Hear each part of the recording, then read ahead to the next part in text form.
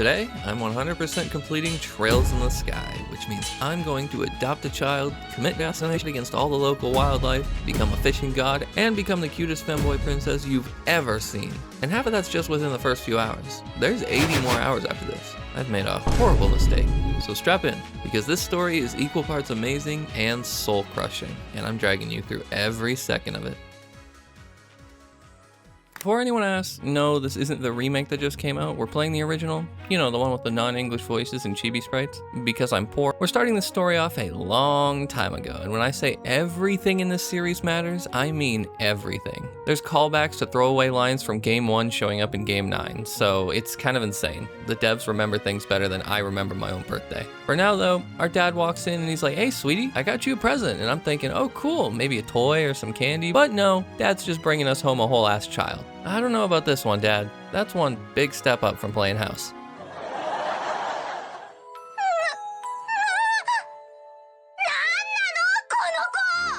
Anyway, meet Estelle Bright, our main character for the first 2 Sky games, and this is Joshua, her new adopted brother who Dad just dropped off like a stray puppy. Joshua's going to be the driving force behind most of the series. His past kind of shapes quite a lot, but we'll be getting into that when we get to it. These two are training to become bracers. You can think of them like freelance problem solvers with big sticks and knives, just like Dad. So it's time to head into town and wrap up our final exam. And don't you worry, you'll get used to being asked to do everything in this game. And right away, we learn everything there is to know about our protagonists. Joshua's the responsible one who remembers to buy the groceries, and Estelle's the kind of person who'd forget her own head if it wasn't attached. But here's the thing, you just can't dislike her. She's genuinely one of the best RPG protagonists I've ever seen. This story does so much for her growth, and honestly, it's worth the ride just for that. We meet up with our teacher and friend Sherazard, who proceeds to explain the entirety of the Trails world to us. Now, of course, if I explained all this one for one, we'd be here forever. But she basically says the whole world runs on orbal energy. We use orbal energy in a lot of different ways, from cooking to running air conditioning, but the main thing we're going to be using it for is orbments. And these bad boys are jewelry you strap onto yourself, insert a couple of quartz gems, and all of a sudden,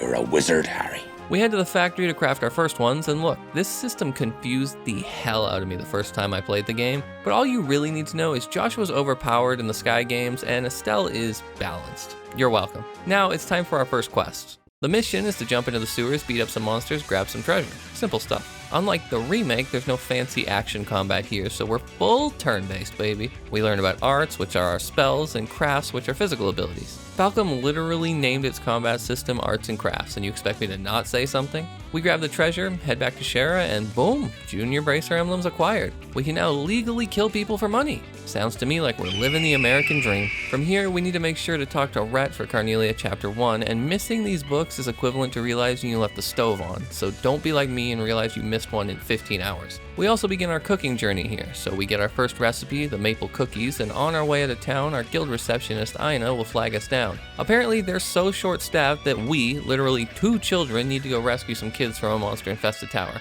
Sounds like fun to me. This is where I really need to start explaining the quest system here in Trails, because it'll be with us for like 80 hours. A lot of the quests in the series have micro decisions that affect your rank for the game. If you screw up even once, we're kind of locked out of our max rank. It gets better in later games, but here in FC, you have like a 3-point margin for error. So yeah, no pressure or anything. Joke's on them though. I have no life. We reach the tower, and I highly suggest you keep this place in mind.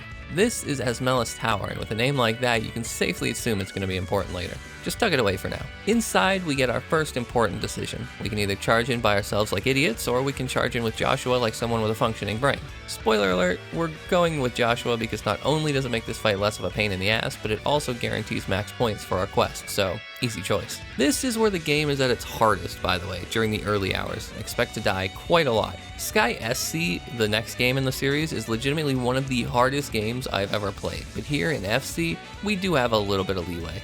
Doesn't mean it's going to be easy though. And just to make things worse, fights like this one have NPCs that can randomly get attacked and die, causing an instant game over, because why the fuck wouldn't I? To make this even harder on myself, I'm going to be going for a perfect record in my Bracer notebook, and for me that means no running from fights, no deaths, no downed party members. I could just play the game normally, but where's the fun in that?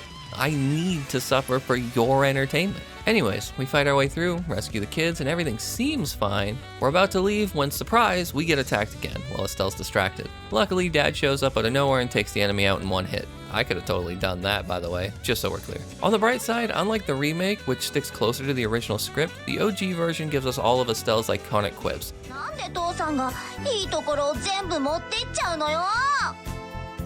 納得いかない。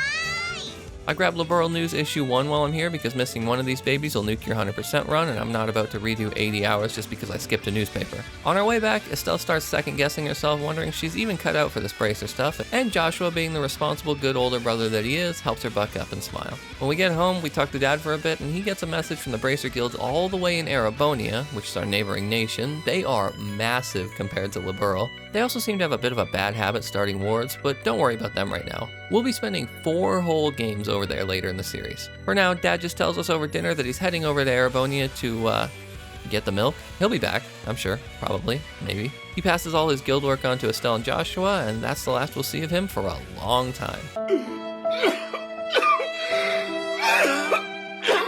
That night, we do get a scene where Joshua talks to him about some things. We as players aren't really supposed to understand just yet. It's all kind of cryptic and ominous, and Falcom just kind of leaves it hanging over your head for the rest of the game. But with that delightful little note, we can start the prologue. Wait, that wasn't it? Yeah, the Trails FC prologue is like 5 hours long. 5 hours? What the fuck, man? Morning comes and it's time to start our new work as junior bracers. For side quests, I'm gonna blast through them pretty quickly because there is a lot of them. If I sat here explaining every single detail of the story and side quest, the video would be 18 hours long. And I value your time, somewhat. First up, find a shiny rock. So we talk to this kid who made the request, hop down into the sewers, grab his shiny rock, which turns out to be a piece of quartz, you know, like the stuff we use in our orbments, and he gives us some drill meatballs as payment. Now, food in the Sky games, especially SC, is stupidly valuable, so honestly, not the worst reward. Quick note here, if you're hunting for the Patient Plunderer achievement like I am, brace yourself. These chests come with joke messages when empty, mostly just insulting you or spewing dad jokes. I want to show them all, but if I did, we'd be here till 2027, so obviously I can't do that. But to get the achievement, we're going to have to open and read every single one of those messages. Before we can tackle the monster extermination quest we picked up, we also need to level up. And here's the thing about Trails. You can't just grind to become overpowered. Eventually, enemies will simply just stop giving you XP because you've over-leveled them so much. Great system, honestly. Keeps you from breaking the game too early. Luckily though, Falcom did include these things called Shining Palms, and they're like little experience pinatas that drop massive amounts of XP and Sepith. After murdering a few of these guys to hit level 7, we can finally take on our monster extermination quest. Nothing really special here, but the boss does explode at the end of battle, so keep your distance unless you want Estelle's face melted off. After that, I open more Orbman slots, sell Sepith for early game armor, and take on the monster chest. Now, monster chests are special. They're full of strong enemies that will absolutely ruin your day if you're not prepared. In later games, these things are over-leveled when you first find them, making them not even worth trying, but here in FC, I do want to clear them out now since we can't exactly come back later. This fight honestly took quite a bit of luck and more brain power I've used all year, but eventually we'll take it down and get ourselves a Topaz Talisman, which is completely useless. Fantastic. With the side stuff done, let's get to the main quest over at Purzel Farm. We meet up with Estelle and Joshua's old friend Tio and her family. Monsters have been eating their crops at night, so it's ass-kicking time. This fight's honestly not even close to as tough as that monster chest, so we can safely just beat it with our stick. We need to sneak up behind it to start the encounter so we can get 2 extra bracer points. I won't mention every extra bracer point during this playthrough, but just so you know, I'll be getting all of them. Annoyingly, I did end up losing the footage for this fight and reported a black screen instead, so you get to stare at nothing. My bad. Afterwards, everyone's like, "Aw, it's kinda cute. Let's not kill it." I want to kill it. But the customer's always right, so we let the monsters go after Estelle threatens them. Problem solved. Joshua and Estelle have another cute conversation, and Estelle uses her unique charms to tell Joshua to stop being a dumb idiot. Then it's back to Rolent to turn in our quest and start a new set. In order to get all these achievements, we have a lot of collecting to do, so we grab one of every food item over at Aubin Bar. The Orbman shop guy asks us to replace a light on Milch Road, and for our second quest, we're training soldiers. The army is literally asking 2 children to train their soldiers. What is happening in this country? But sure, let's start with the light. We get our instructions, nail the combination perfectly, and Estelle breaks the 4th wall by saying she saw a magic box floating over her head and randomly picked out the right numbers. For not screwing this up, we get an extra point. But now, for the soldier training. We need to win this fight for 2 extra points, and this one was honestly kind of tricky. I ended up losing twice here, but eventually we'll stop sucking ass and we'll win. Back in town, we get paid to pick mushrooms, which nearly gets us killed, and remember when I said everything in this series matters? You'll see this specific NPC through the entire series. Hell, NPC dialogue literally changes with almost every little thing you do. Falcom are obsessed with interconnected storytelling. It's kind of insane just how detailed they are. We stop by Mistwald for medical supplies, grab a vegetable sandwich from Garun Gate for our cooking notebook, and then pick up any quartz we still need. With all that out of the way, we can tackle our main objective. So we go talk to Mayor Klaus, and he goes, "Hey, I got a simple one for you. Go to the mines and grab this massive piece of quartz for me. It's worth more than you'll make in a lifetime, and it's a gift for the Queen's birthday, so be careful not to—" Damn it, Estelle! The fights in the mines are pretty easy. We save the miners, head back to Rolent, and drop off the quartz. We do get a scene where one of the miners does act suspicious, though. Might want to keep that one in mind. It won't really matter till like 6 games in, but eventually it'll matter. Back to the mayor's place, we meet someone from Genis Royal Academy named Josette. She seems very trustworthy. She was not trustworthy. After the mayor locks the quartz in his safe, we head back to Aina for more quests. Monster exterminations, finding a lost cat. One of these doesn't really need an explanation, but we chase this cat all over town until Joshua convinces it to come back. He gets thanked by the cat's owner, a very enthusiastic older woman, and he's not really into it. Don't worry, Joshua, I'll take your place. Go on without me. After that, we'll continue the main quest and meet up with Niall and Dorothy. They need us to escort them to Esmelis Tower and take pictures for the Liberal News. Simple enough. We clear out the tower, beat up the monsters, and take our picture. Joshua does end up sniffing out someone hiding nearby, and out steps Professor Alba. Super chill guy, a bit silly. There's nothing even remotely suspicious about him, so don't even think about it. We return, report the quest is done, and the mayor comes rushing in. He's been robbed, of course he has. The quartz is gone, and after some investigating, Joshua figures out what I already knew. The blue-haired idiot from earlier stole it. So time to give chase. By answering correctly here, we do get more missable points. Also, Shara ends up joining the party now, and despite what one commenter tried to tell me, Shara's actually pretty good. She has a skill that advances character turn instantly, and if you're using that on 3 other party members, she's actually kind of a powerhouse. We end up finding Josette and beating her ass. She and Estelle exchange some choice words, but thanks to Shara, we do win and get our quartz back. God, I love Shara. Look at that. Wife material. Josette escapes, but that's the end of the prologue. Yeah, it was that long, and that was just me summarizing it. This took 6 hours of cut down footage. But on the bright side, we unlock our first achievement, Why Is My Present a Boy, and start Chapter 1. Chapter 1 kicks off with fantastic news. The airliner our dad was on is missing. Also, the Sky Bandits are causing problems again.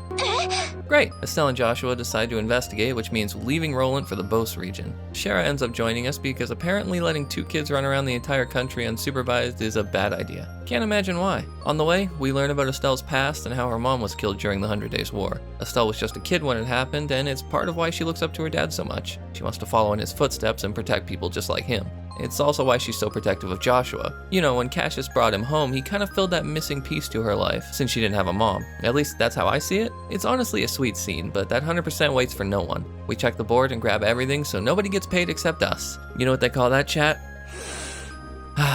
Capitalism. We grab Carnelia Chapter 2 and handle a monster extermination quest because, like Estelle, I enjoy a healthy combination of efficiency and violence. We push into the Bose region and meet our new receptionist, Lugran. The military's keeping us in the dark about the Sky Bandit situation, and apparently General Morgan is the guy we need to see. Apparently he also hates bracers, so this is gonna go fantastic. First stop is to the church to deliver that letter like responsible underpaid child workers. Then to the guild for more quests. We head to Ravenu Village here for their monster extermination. We end up talking to the mayor, accept his quest, and take out the monster problem. For this fight, we are going to be relying on Earthguard from here on out. Earthguard and its better version Earthwall are probably the most broken spells in the entire Sky trilogy. They nullify all damage for a turn, which is honestly kind of absurd. After some shopping, time to go find the mayor. We're told she's out on the town with her maid, so we hunt them down. And here's where we meet Lilla, one of my favorite NPCs, along with Mayor Mabel. They take us to a fancy restaurant and help us figure out a way to meet General Morgan. With a letter of introduction, he kinda has to listen to us. Yay for exploiting political standing.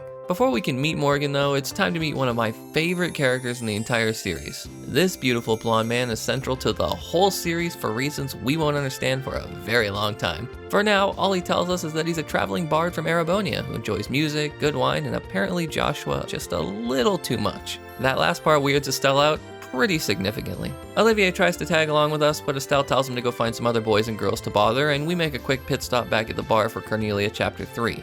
Then it's time to face General Morgan. Since Morgan hates bracers with a passion that borders on irrational, we're just gonna remove our emblems and lie to him. It's not the most honest approach, but it beats getting thrown out. We hand Mabel's letter over to Morgan and he finally starts talking. General Morgan confirms exactly what happened. Someone sent a ransom letter claiming to be the Capua family. Estelle, in a moment of brilliant tactical thinking, opens her big mouth and basically waves a giant flag that says, "Hey, we're bracers by the way," and we're immediately thrown out. Morgan starts arguing with us outside, but Shara tells him he ain't shit, and it escalates into a full-blown shouting match. Then Olivier pops out of nowhere, whips out his lute, and just starts singing. And it works! Everyone calms down. To be honest, I'd probably calm down too. That shit is a banger. After a surprisingly long chat where Olivier just kind of talks circles around everyone, he joins our party. We now have the second best caster in the game with us. Or we would if he didn't leave immediately at the second we got back to Bose. And he's gone. Thanks for the help, buddy. We report our findings to Lugrin, then head back to Mare Mabel. Oh hey, Niall and Dorothy are here again. Small world. After reporting, we're handed more side quests. Standard monster exterminations. First one gets immediately petrified by Shara for a free win, and the second one comes with friends who can shred our health bars in a matter of seconds. That one's a lot less fun. We stop by Nebel Valley to meet with Wemler, who gives us a new recipe and a free heal. I give this place 5 stars on Zamirian Yelp. While here, I find the location for bear cloths that our last quest needed, but before we keep going, I go on another shining palm hunt. We need to take these little guys down in every region for an achievement anyway, so might as well get some levels out of it. We meet up with Niall, who's drunk off his ass and sulking because he doesn't have a story for the liberal news, but lucky for him, we got information to trade. Niall tells us someone in Ravenous saw a giant shadow flying overhead the night of the disappearance, and the intelligence division is on the move. After we give him information, Niall runs off with his lead, and it's time to clear up a few more quests. So we escort an NPC, kill a big dude, and check out Amberl Tower, where we find Professor Alba again. We escort him back to Bose, then turn in our quests. Continuing our investigation, we end up meeting Agate. This guy immediately tells us we suck and that we're complete crap at our jobs. You're ugly, you are disgusting, I'm gonna kill you, give me $200. Real charming first impression, buddy. We ask one of the village kids named Louis what he saw the night of the disappearance, and he tells us that he spotted 2 shadows flying north. Not the most detailed eyewitness account, but it's something. Following this lead, we head north and discover a locked gate leading to some mines. Dead end, so we turn around, ask the mayor for the key, and when we find him, he's cleaning that gravestone we saw earlier. We offer a quick prayer, show our respects, and then the mayor hands us a key. And this is where we meet Annalise, or Annalise, regardless of what you want to call her. She's one of the best characters in the whole series, but she barely ever returns after this game. Falcom, if you're listening, which I know you aren't, but still, bring her back. Please, I want to see more Annalise. We unlock the gate and, oh wow, we actually find the Capuas and the missing airliner. Gotta love how they've just been chilling here the whole time. Finally, time for a fight. Once all the enemies group up, we just hit them with big AoE damage and everyone collapses. Not exactly the challenge I was expecting from the big bad sky bandits, but I'll take it. But then, flashbang! Hey, you! You're finally awake. We get blinded, and they escape, of course. They really hit us with the old pocket sand trick and run away. To make matters worse, when we check the airliner, nobody's aboard. They've evacuated all the hostages before we even got here. Then out pops General Morgan. The army didn't catch the bandits, didn't secure the airliner, and somehow we're the ones who look bad. We get arrested and thrown in jail for doing the military's job. You know what? Fuck General Morgan. All my homies hate General Morgan. Now we're sitting in jail next to Olivier, who got arrested for drinking a 500,000 Mira bottle of wine. Kind of a baller move to just drink something that's probably been there for hundreds of years. Thankfully, Mare Mabel shows up to free both of us because apparently she's the only person in this region with a functioning brain. And thanks to this whole situation, Olivier is going to help us work off his debt. So now we finally have Olivier in our party. For real this time. We pick up the Stolen Ring quest and grab Liberal News Issue 3 along with Carnelia Chapter 4. While investigating, we also run into Colonel Richard, head of the intelligence division. You know, for a full-blown military guy, he actually seems pretty reasonable. It's almost unsettling after dealing with General Morgan. The recent robberies around here seem to be the Sky Bandits' work, and Shara speculates that there's a mole in the military feeding them information. Olivier suggests we head over to Valeria Lake to stay one step ahead for once, so off we go. When we arrive at Valeria Lake, we score a bunch of new food recipes and meet Lloyd the Fisherman, another recurring NPC you'll see throughout the entire series. He tells us about the mysterious figures he saw here. He thinks they might have been ghosts, which absolutely terrifies Estelle. She's fighting monsters daily, but ghosts? That's where she draws the line? Of course, everyone makes fun of her, as they should. Shara fills Olivier in on our encounter with Josette, and we book a room for the night. And here's where things get entertaining. Shara proceeds to drink Olivier completely under the table. We're talking an 8-to-1 ratio. Man, I love this woman. Joshua heads off to read his books like the responsible one he is, and we start fishing. Here we can earn an achievement by fishing 10 times for the hobbyist achievement. After checking on poor Olivier, whose liver has probably been absolutely destroyed courtesy of Shara, we pick up Joshua's book and bring it over to him. This is where we get another cute moment in FC. Joshua and Estelle have this really heartfelt conversation where he talks about how he still has nightmares about whatever happened to him before Cassius found him, and Estelle promises she'll always be there for him. These two aren't blood related, but they're family in every way that matters. These moments are really what makes Trails special. It's not always about the combat or the fetch quest. Sometimes it's just about two kids talking about their feelings during the sunset while their alcoholic companion is passed out in the other room. Speaking of which, Olivier is so drunk he can't even stand, so we physically have to drag him to bed. Shara drops some wisdom about not getting civilians involved in bracer business, which means it's time for us to finish this chapter without our bardic friend. And we lost him again. After lurking around like the world's least subtle spies, we spot the Sky Bandits doing some shady business with two guys on a boat. We sneak away and find their airship parked near Amberl Tower, and just when we're about to formulate a plan, out pops Olivier. Oh good, he's back. The Sky Bandits hop aboard their ship and you already know what happens next. We climb on board like the absolute geniuses we are. Can't have the game ending in chapter 1 because we were too scared to be stowaways, right? After hitching a ride to their secret hideout, it's time to finish the chapter. Sky Bandits, monsters, shit, I'll hit the chest too. Everyone can get the stick. We're on a mission, people. No survivors. Eventually, we find all the hostages from the liner. Well, almost all of them. Can you guess which one's missing? Our dad, obviously. Apparently, he wasn't even on the liner in the first place. He got off before they left, which is, kind of suspicious, Cassius. Estelle is understandably pissed, but there's no time to process our daddy issues because the Sky Bandits need their faces rearranged. Oh hey, a shiny book!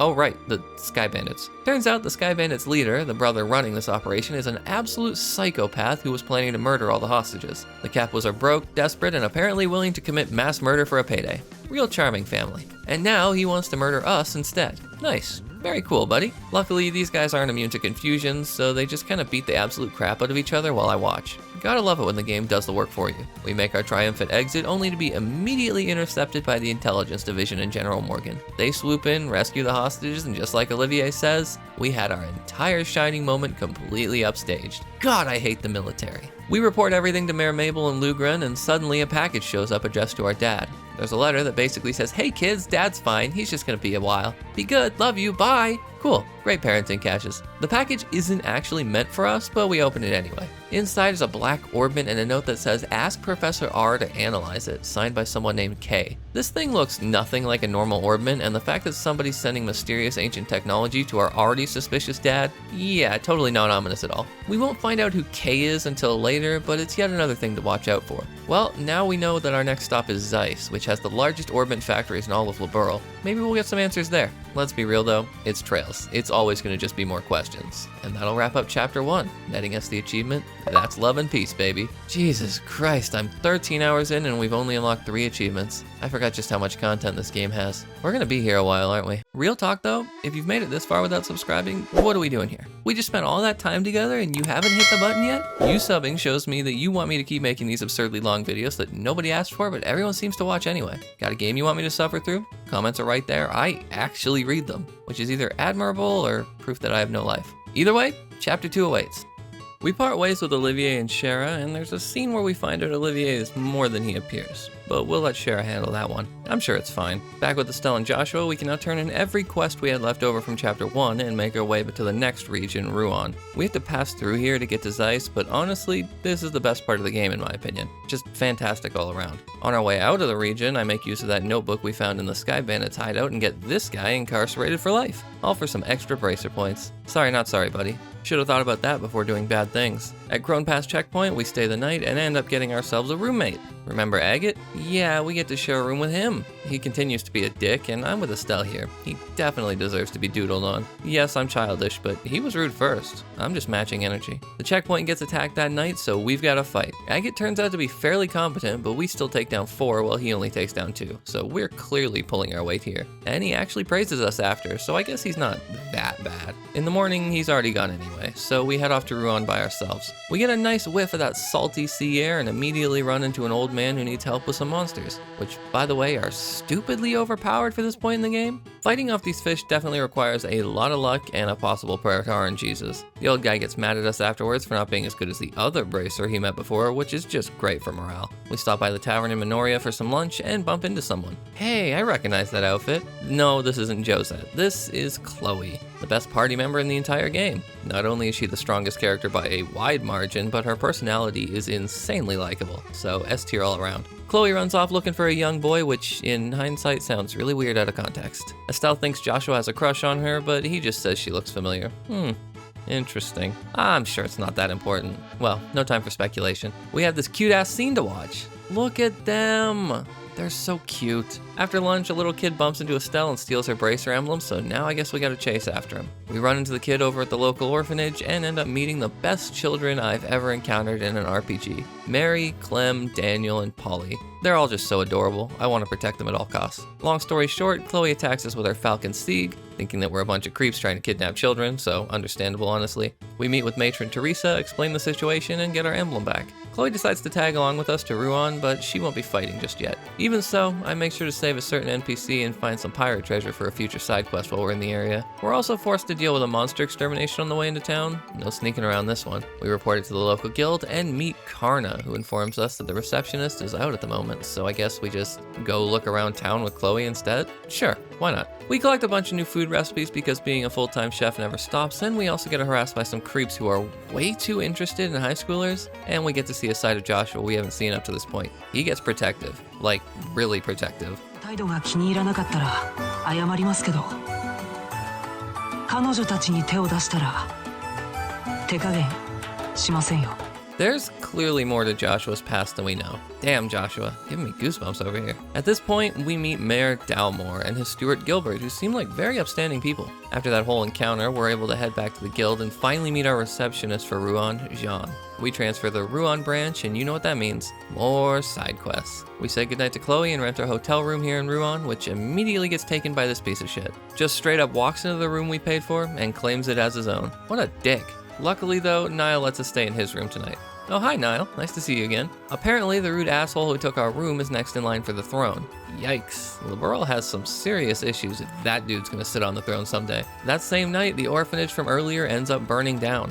Luckily, the kids and Matron Teresa are safe, but that's some very unfortunate timing. When we meet Jean in the morning, he tells us the bad news and we rush over to see what happened, and from what we can find, it wasn't unfortunate timing at all. Someone legitimately set fire to this place, and wow, you gotta be a real piece of shit to burn down an orphanage. Like straight up, you're going to the last layer of hell. Even Satan's gonna call you fucked up. We meet up with Matron Teresa and Chloe to discuss what could have happened when Clem overhears us and rushes off thinking it was one of those gang members we met earlier. We're able to rush to his rescue and kick some ass, or get our asses kicked is more like it. We finally get Chloe to fight with us, but even with her here, it's still a 6v3 that takes some serious luck. If the enemies end up hitting us with some status effects or just one-shotting us in general, we're completely fucked. After the fight though, Agate shows up and makes them release the kid. Turns out he used to be their leader, but bailed to become a bracer.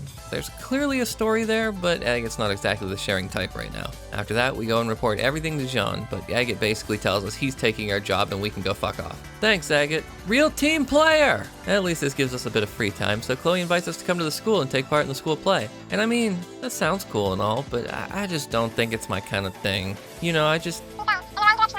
What? Did you say Joshua in a dress? Why didn't you say so before? Let's go! Before we can witness that perfection though, we end up upgrading our quartz, and this is where things get 10,000 times easier. With Earth Wall, Estelle can nullify all damage for an entire turn for the party, and on top of that, with Chloe, we now have a proper healer and buffer who can use Clock Up EX to boost our speed to the moon, and give us medium heals with La Chira. We're actually kinda competent now with all these new skills. We got a mountain of side quests to do though, so let's speed through them. We stop by Airleton and convince the Duke to leave. We end up killing off some monster exterminations, and we clear out Saffrel Tower to get the prototype for a quest we started earlier in the chapter. Once we deliver that, we can go find the key for the dock worker and help out Jimmy. You remember Jimmy, right? He's the guy we rescued earlier when we collected the treasure. Next, we stop by the mayor's place, and he's been robbed. To make a long quest short, we follow clues from someone named the Phantom Thief throughout Ruan and eventually find the stolen item in a warehouse. The Phantom Thief escapes because of course he does. We're not really supposed to know anything about him for quite a few games to come, but we'll get into him for sure. He's kind of important. And let me tell you, It gets to be a lot after a while. Like, buddy, don't you have any hobbies besides playing Easter Bunny? For the last 2 quests, we stop by the Orbital shop for parts to fix the lighthouse, then help fix said lighthouse. The old guy's actually pretty grateful this time and hands us one of the best accessories in the game, the gladiator headband. Finally, some respect. Then lastly, we gotta do an escort quest. The only problem is that our client decided to up and run off. We find him, realize it's the same dude who almost got us murdered for mushrooms earlier, and then escort him back.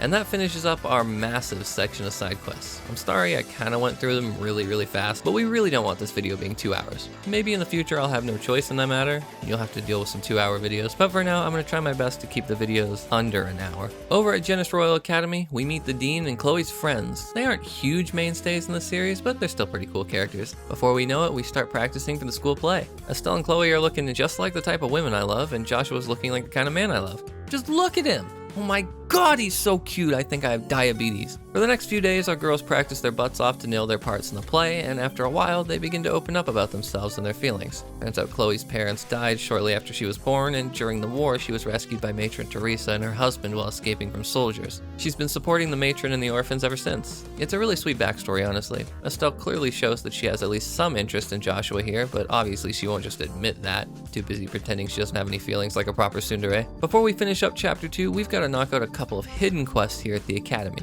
Nothing major though. We help the janitor decorate, we find some books for one of the students, and then we clear out monsters from the old schoolhouse building, which finishes up every side quest for the chapter. Much easier than chapter 1, that's for sure. Once the school festival starts, there are a lot of missables here, so if you want a full list of what not to miss, may I interest you in my second channel where I recorded a full playthrough years ago? Okay, sorry. Shameless plug over. By doing these, we get the achievement School Spirit. The orphans tell us that after Joshua brought them to the theater, he ran off chasing after someone with silver hair. But when we find Joshua, it's just him. I guess he was mistaken, or was he? Whatever Joshua saw, or whoever, he's not really down to talk about it, and that's becoming a pattern. Regardless, the play goes off without a hitch, and even though this is only chibi sprites, the fight scene's pretty damn cool.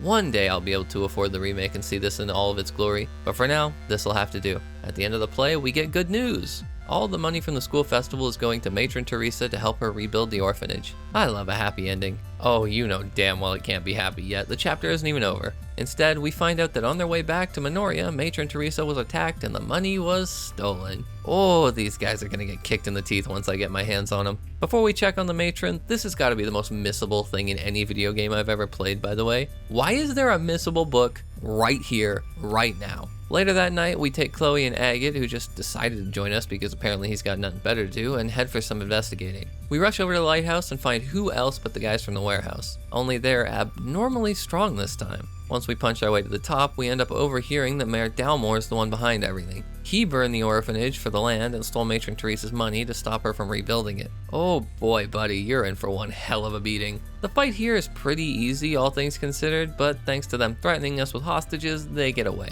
Agate gives chase, but all we can really do is sit back and report it to Jean the next day. Fantastic.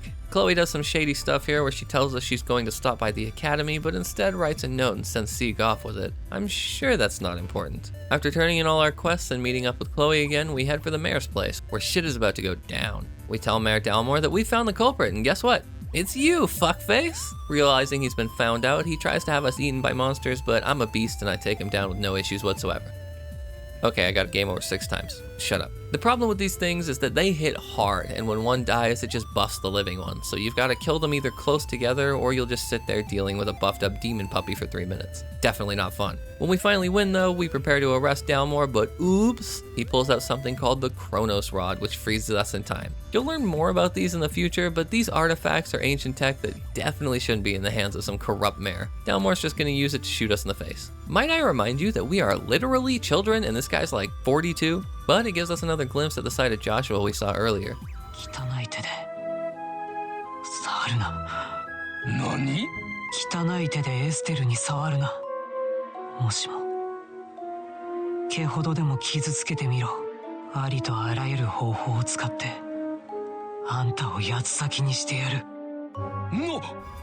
God, he's so cool. Right before we're about to die, the black wormant that was sent to our dad saves us. Talk about a lucky break. This ends up destroying Dalmore's artifact and lets Joshua, Chloe, and Estelle break free. Dalmore escapes through a secret passageway to his personal yacht, but we of course chase him down, only to be upstaged again. This gigantic ship shows up out of nowhere, headed by Lieutenant Julia of the Royal Guard, and they arrest Dalmore. This massive thing is called the Grancel, and it's the fastest, biggest ship in all of Liberl at the time. Lieutenant Schwartz reveals that when Dalmore regained consciousness, he was completely unaware of his crimes, just like the Cap was. Two separate criminals in two separate regions with no memory of their crimes afterwards. That's definitely no coincidence. We get some more scenes with Niall and Colonel Richard, but nothing too major. The Grancel sets off, and all's well that ends well. We turn in our quest, and that brings Chapter 2 to a close, getting us the "if you're gonna puke, do it off stage" achievement. Chapter 3 starts off with such a cool-ass scene involving Agate. Like, I'm not even gonna say anything, just look at it.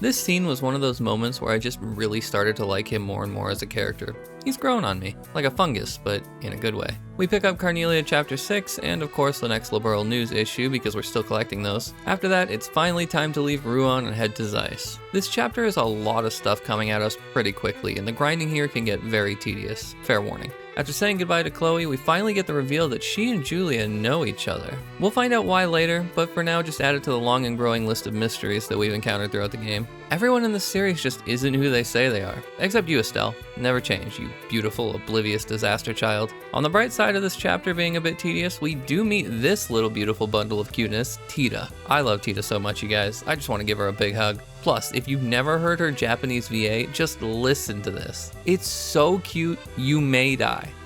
こんにちは。お姉さんたち、この道を通ってきたんですか? Every time she talks, I can't help but smile. Alright, let me calm down for a bit. We help her with repairing the light in the tunnel by kicking some monster ass, and hey, turns out Tita can fight. Not well, but she can. To be honest, she's probably the worst character in the game gameplay-wise, mostly because her health bar is insanely low. Like a stiff breeze could probably knock her out, but she's adorable, so I forgive her. After our little genius gets the light fixed, she takes us into town. Well, that was easy. Tita shows us around the factory a bit, then splits off so we can go explore the town ourselves. Time to see what Zeiss has to offer. We meet our new receptionist Kilika and get our asses transferred to the Zeiss branch. We can pick up 2 quests here, one focused on picking up some library books, so we go talk to the librarian, get the books, and turn them in. Easy peasy. Then it's time to meet up with the head of the factory. We meet up with Chief Murdoch, and apparently he's pretty good friends with our dad, so they're willing to help us figure out that Black Orbment. He instructs us to go find Professor Russell and assigns Tita to be our guide. Apparently she's the professor's granddaughter. No wonder she's such a whiz kid. Being the granddaughter of one of the best scientists on the continent will probably do that. Good genes and all. We head to Tita's place and not only get knocked around by the old coot, but he instantly puts us to work helping him make coffee. Eventually, things do get sorted out and we're able to get the old man to actually listen to us. When he tries to help us with the orbment though, it kinda causes a blackout and takes the power out of everyone in town. This definitely isn't gonna cause a panic. No, I'm sure the citizens will be calm and rational about the entire city losing power. The next day rolls out and we need to find a new way to crack this thing open. A good old-fashioned table saw how to do it, so we're introduced to the first computer in Samaria and use it to locate some gasoline and a combustion engine. The gas is easy enough to find since it's just chilling in the basement, and the engine is also pretty simple. We just need to go meet up with Maintenance Chief Gustav who will let us use one. With that, we begin cutting through this thing.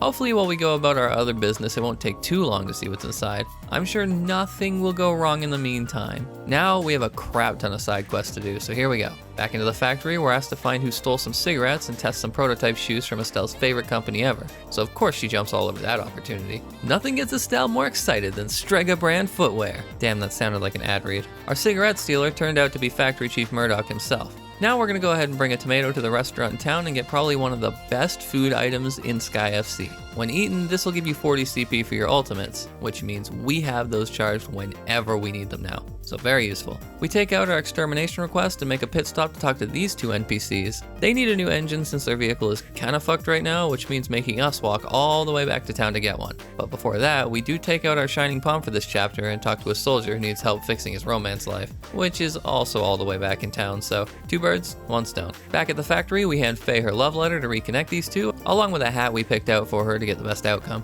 We talk to our scientist friend, return the shoes to complete his quest, and get the runaround for that engine. Once we turn that in, our friends take off, and we're all in the clear on side quests for now. So it's time to head for the hot springs. Can't have a JRPG without some sort of hot spring scene, right? It's basically required by law at this point. We save Dorothy from hungry beasts, don't worry about why she's here, and Tita fixes the hot springs. So now it's bath time. Little does our heroine know though, this is a shared bath. エステル、お先に入らせてもらってるよ。この格好だとさすがにちょっと照れるね。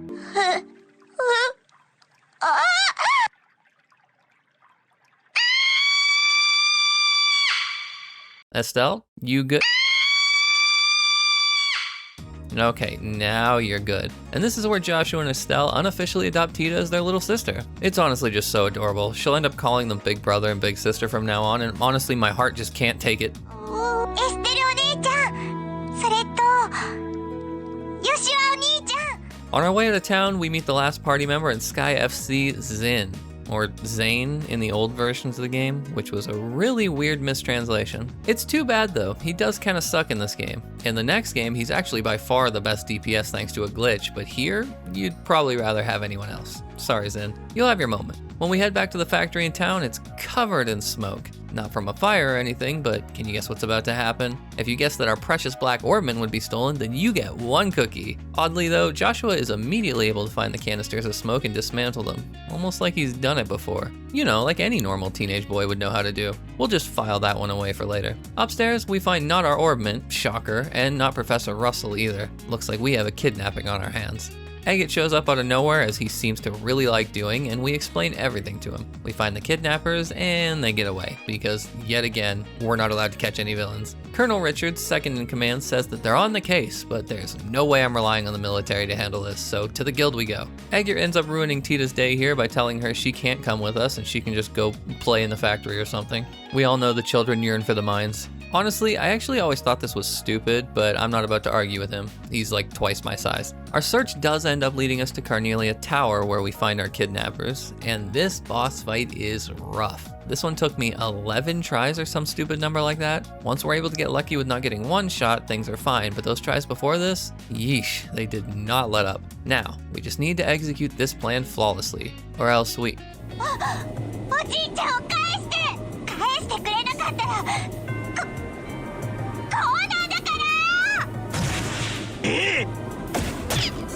I don't know if I should feel bad for Tita or upset about the plan being ruined. Damn! Agate, you didn't have to do her like that. Well, now Agate's been shot, and it's bad. Like, poisoned in a cutscene bad. We rush him back towards Zeiss, where we find Zin again, who helps us out. Good timing, my friend. At this point, I was able to pick up both the achievement, you can trade those for money, you know, for having 1,000th of each Sepith, along with Slot Happy for unlocking every slot for our characters. To be honest, I might have gotten the Sepith one earlier, but I couldn't remember, so, shush. Now we need some medicine for Agate, which requires Zemurian moss, which just so happens to be guarded by one of the most annoying enemies in the series. Why's it gotta be a penguin? This is a 7-minute fight if things go right, and a 20+ minute one if they don't. This big newt motherfucker can end up being your worst nightmare with his massive ass health bar, status effects, and huge full screen damage. Once we take him down though, we're able to take the moss, make the medicine, and give it to Agate. Zin and Tita end up leaving us for now, and it's just back to the two of us. Just the two of us. Sorry. After turning in a missing library book, we head to the guild, and Dorothy shows us that, oh hey, there's a ship, the same one the professor was taken on, and it's landing in a secure military compound that's blocked off. Hey, wait a minute! We rush on over, after killing an extermination of course, and meet Major Sid. We show him the picture and he's like, oh shit, that's crazy. I'll go tell someone about that. Okay, bye. Yeah, no red flags here or anything. We report to the guild and discuss the likelihood of all this being one big conspiracy when Agate and Tita show up. She's kind of been aggressively taking care of him the last few days, and it seems like he can't really stand to make her sad now. Tita's managed to crack through Agate's grumpy exterior, and honestly, it's pretty adorable watching this giant man get bossed around by a 12-year-old. We devise a plan on how we're gonna sneak in there, and this time Tita is coming with us, and that is final. She ain't taking no for an answer this time. We do have one last thing to do now, and that's just a couple of hidden quests where we grab more library books and return them. Nothing major. Time to save us a professor.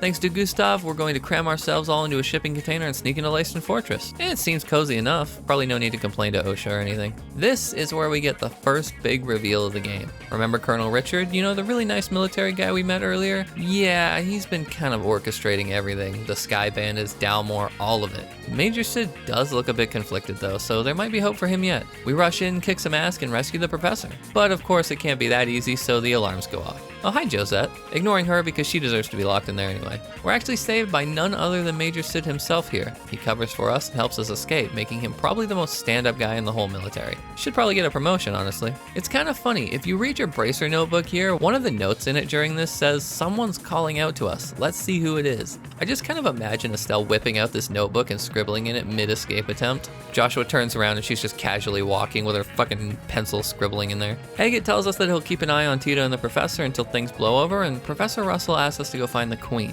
Apparently, this Black Orban thing is called a gospel, and he suspects something very bad is about to happen soon. The military's been using these to control people, and if Richard has more of them, the entire country could be in danger. So, we all go our separate ways, and that'll end Chapter 3, earning us the achievement, I get worse injuries than this from shaving. Only one chapter to go. Our last chapter starts with Chloe and Julia running away from the same goons we've been dealing with up till now. Chloe tries to run to the guild, but Colonel Richard pops out like, Hello there.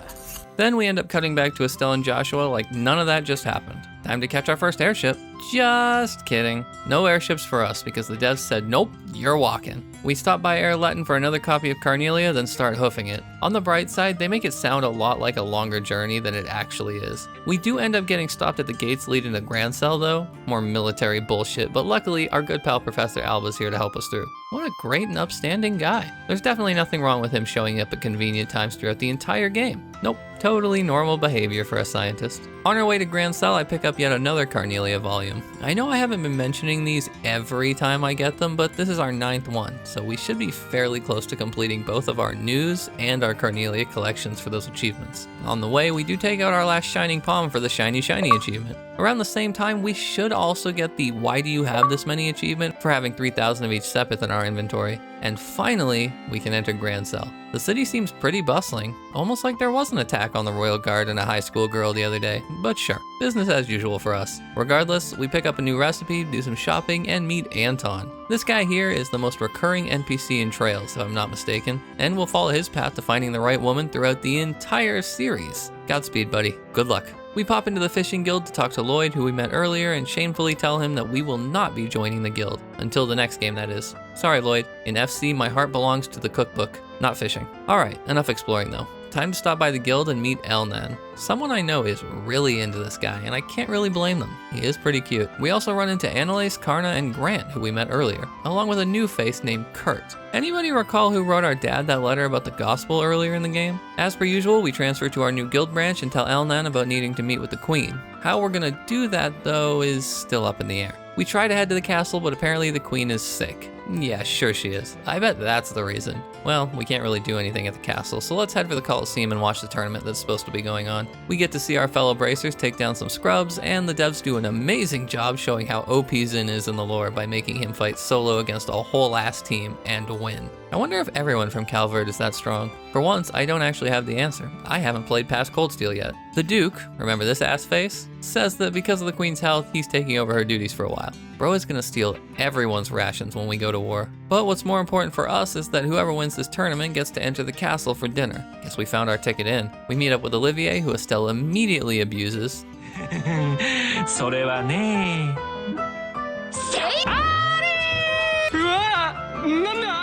Poor guy did not deserve that one. And we go try to see Zin, but he's out, so we head out of town too. We end up meeting a nun who Zin helps us save, and then we head back to town to ask if we can be on Zin's team for the tournament. Olivier shows up and barges his way onto the team, and now we've got a good old sausage party. The dream team, really. For the next little while, our routine is basically the same. We wake up, compete in the tournament, head to the sewers to collect stuff and finish quests, then repeat. During this first sewer visit though, we do snag our last recipe, getting us the achievement, the True Wonder Chef. Finally. Eventually, after kicking all the ass, the real game begins. We fight our fellow bracers, watch the Capos get their asses handed to them by someone named Lawrence, who Joshua seems to have his eye on. Every time Lawrence is on screen, Joshua seems to get this look like he recognizes him but can't quite place it. Or maybe he can, but he's just not saying anything. We end up exchanging our info that we have with Niall, and he tells us all sorts of stuff about Richard and his second-in-command, Lieutenant Amalthea. Amalthea? I don't know. But he also reveals stuff about our mystery man, Lawrence, who apparently doesn't have a whole lot of a past.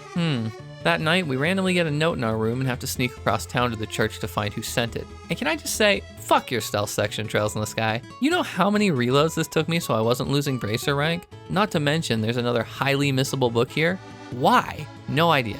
Eventually, we get to the church and meet the nun from earlier. Only, surprise, it's Lieutenant Julia Schwartz. She requests the same thing that the professor did to us, to get in touch with the Queen. And I mean, we were already gonna do that anyway. We may only be 16 years old, but the fate of the whole ass country is on our shoulders, so I don't really have a choice. The next morning, we grab the last and final copy of Carnelia and net ourselves the What Happens Next achievement. After we wade through some more sewers, it's time for the grand finale, a fight between us four and Lawrence. This fight can be tough, I've heard, but honestly, I made so many mistakes here and still won. Not as tough as you thought, huh, Lawrence? Olivier gets dragged away by his bosom companion Mueller and won't be joining us for dinner. Probably for the best after all. More food for me. This visit goes surprisingly well. We get intimidated, nearly found out, and threatened. But hey, we get to see Joshua back in a dress where he belongs. Can I get an amen in the chat? Sorry. The head maid, Hilda, helps us with the idea to dress as maids and sneak in to see the Queen, and surprisingly, it works like a charm. Though there is a scene where we get hit on by some soldiers and they ask our names. Joshua gives the name Karin,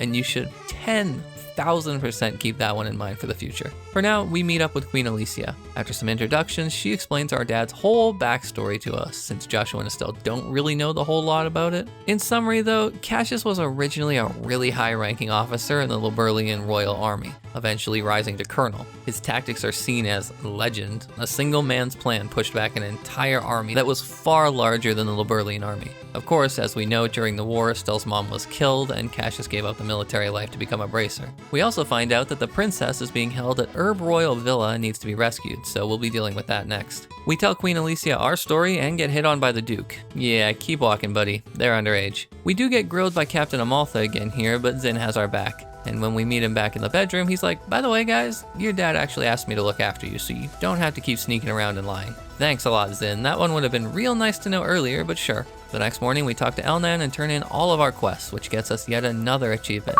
This time, we get police patrol. We run around town and ask our fellow bracers to help with saving the princess, and here is where we can take our Carnelia collection into the coffee bar and trade them in for an ultimate weapon. You can only get one per playthrough, but what you can do here is save, take the one you don't want, and then reload to guarantee yourself the weapon achievement soon. See? I got that big brain sometimes. Finally, we meet up with Kurt and get the full story on how he got his hands on the gospel. He did end up losing his memories of when he did it though, so Zin has to jolt them back for him. Zin's having a busy day. From here, nothing too crazy happens for a while until we're ready to set our plan in motion. The Royal Guard and the Bracers cause a distraction while we rush the Royal Villa and kick all the ass to save the princess. Estelle finds out that Chloe's the princess and is completely lost, but at least she has the spirit.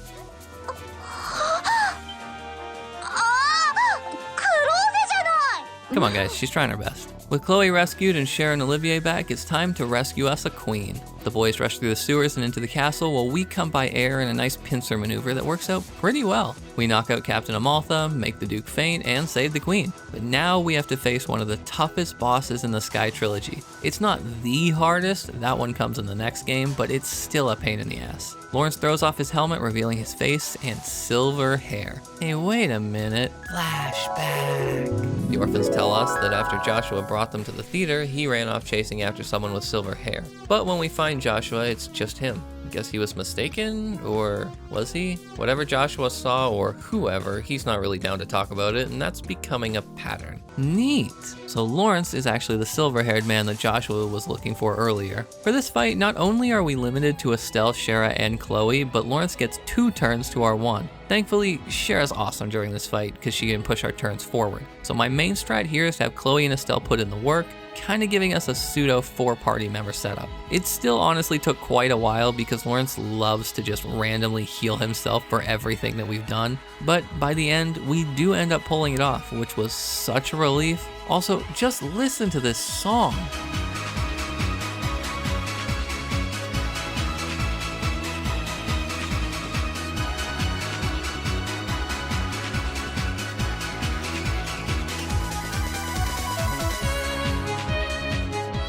11 out of 10. Music is honestly one of the big reasons I love games like Trails and Persona. If a game doesn't have a good soundtrack, I just can't fall in love with it. For beating Lawrence though, we get the achievement Preemptive Powerhouse. Lawrence ends up dropping some cryptic shit on us and jumps to his presumable death, but I'm not so sure about that. Well, we save the queen and kick the ass of the strongest boss in Sky FC, so what's next? Taking down Colonel Richard like the dick he is? Get it? Richard? Dick? No? I'll see myself out. Agate, Tita, and Professor Russell show up and we take the elevator into the castle down to the final dungeon. We're gonna pick up 3 more achievements here back to back and then a ton more during the dungeon. So first we pick up all female characters for our team for the Ladies Man achievement, and then all male characters for the Reverse Harem achievement. Then we will have access to our last few quartz in the game, which we can just easily buy and get the achievement. That's a lot of balls. I'm gonna skip through this dungeon, but we're mostly just gonna be fighting a couple bosses while we go through here. Amaltha gets her ass kicked again, and we slowly but surely grab 3 more achievements. We get the Weapon Connoisseur, Armor Connoisseur, and Patient Plunderer achievements for opening every chest, reading all the chest messages, and getting every piece of armor and weapons in the game. During the final boss, we can also take a nice extra, 30 minutes to fight him by not using our S-Crafts, which will net us another achievement. Super fun. Never doing that again. For the final boss, we'll take Chloe and Olivier since they're by far the best party members in FC. Alright, 3-phase final boss and a massive lore dump coming up. Here we go. Colonel Richard explains why he's doing what he's doing and tells us that it's all about how this gospel is the key to awakening something called the Oriole. The Oriole is what's known in the Trails universe as a Septarian. Septarians are known as the Sacred Treasures, artifacts bestowed by the goddess Adios, and they're so strong that a single one of them could end the world as we know it. Very fun. For now, all you really need to know for this game is that the other 6 Septarians are locked away, and the Oriole, also known as the Shining Ring, has the ability to literally grant wishes. So that's pretty damn insane. And it's only the first game. Richard wants to use it because Liberl is a small country. We have 1/5 the population of Calvard and don't even have 1/8 of the military that Erebonia has. It's honestly a bold idea trying to use space magic to make your country all powerful, and kinda admirable actually, but probably a bad idea when the villain's the one doing it. Phase 1 against Richard is pretty simple once we take out his backup. He's almost no threat to us alone, but with these bastards here, things get really shitty really quick. After he does go down though, the gospel activates and the 4 pillars in the room rise. 4 pillars of different colors, almost like 4 towers across Liberl. This also ends up activating the security for this place, talking about some tower system activated, first barrier disabled. What we need to be worried about is the giant death robot machine coming after us. This is one of the first battles where I'd say actually moving your characters using the move command is really important, because without it, you can kiss your party goodbye very quickly. The way this boss works is that one of his hands is immune to arts and the other is immune to crafts, and our job will be to juggle them while trying to take down the main body. Also, when we enter phase 2, we now have a bunch of shit spawning while we fight it. This part is a battle of attrition, especially if you haven't farmed enough to get the right orbment set up. It takes a while, especially if you want all the achievements, but after the fight, we'll get the S-Craft What S-Craft achievement. Colonel Richard surprisingly tries to help us and gets grabbed in the process. He tells us to run, but after our whole ass journey, we ain't about to run. So, when all hope seems lost, guess who comes to our rescue? It's Dad himself. He absolutely shits on this boss that literally took us 20 minutes to take down. Funnily enough, if you're playing on easy, you don't get this last sequence where you can slap the boss around. That's only for the cool kids. Richard tries to play the victim card, but Cassius teaches him that all that's gonna get him is a fist to the jaw. Cassius scolds his old comrade, and with that, we're done. Though there is an epilogue with more achievements to be had. Finally, with the country safe, we can attend the Queen's birthday celebration. Our 2 little junior bracers get promoted to real bracers, and Cassius reveals that he's going back and joining the military. Complete spur of the moment thing, but sure, do your thing, King. During this last little section, we can go and say hi and goodbye to everyone we've met along the way. We grab the last issue of Liberl News for Worldly Reader, and then we can take on our last quest sent to us by Olivier's buddy Mueller. He asks us to get Olivier back. Poor Olivier. もういらっしゃったようですね。おお、ついに来たか。僕の愛しい人よ。さあ、入ってきたまえ。では、遠慮なく入らせてもらうぞ。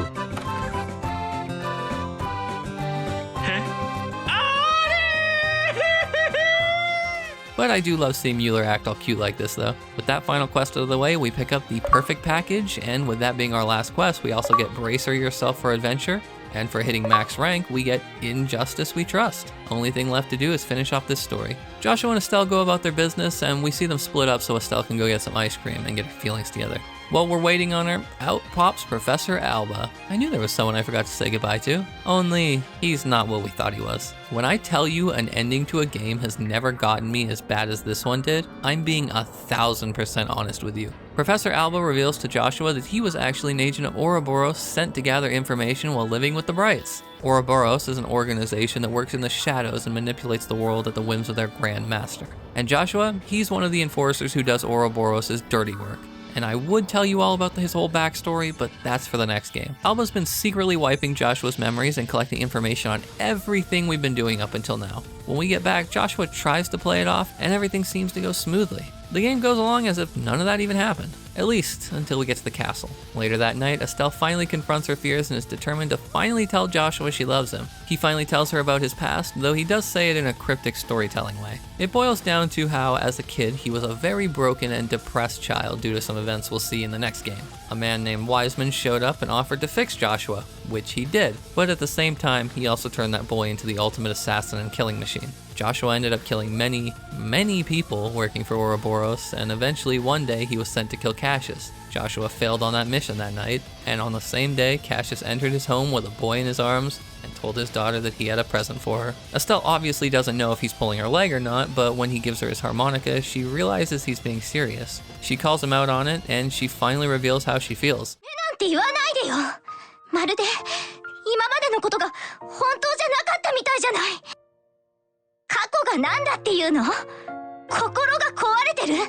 それがどうしたっていうのよ。エステル。そんなヨシアのことを私は好きになったんだから。 She really doesn't care what Joshua thinks about himself or how he thinks he's broken. She's in love with him. Joshua ends up kissing Estelle, and as he does, he slips a sedative into her mouth, knocking her unconscious and leaving with the final message, "I've always loved you." And that's where the game ends. We get an achievement of the same name along with Pizza Cake for completing the game 100%, and that's literally where Trails in the Sky just ends. Imagine the people who played this on release and had to wait years for a sequel. I swear to you, I would have lost my goddamn mind. Now, I know I didn't go through every single spot in the story, but guys, this game is 90 hours and has a lot of dialogue. If I spoil the whole thing, that means you won't have any reason to play this amazing ass game. So please, go buy Trails in the Sky and play it already. It's cheap. Or go buy the remake. I don't care. You need to play this game. I love this game more than I love cute socks, and that's saying a lot. With that being said though, Trails in the Sky first chapter is mission complete. Also, please like the video and sub if you made it this far. See you in the second chapter. And trust me, you're going to want to see what happens next. Bye bye.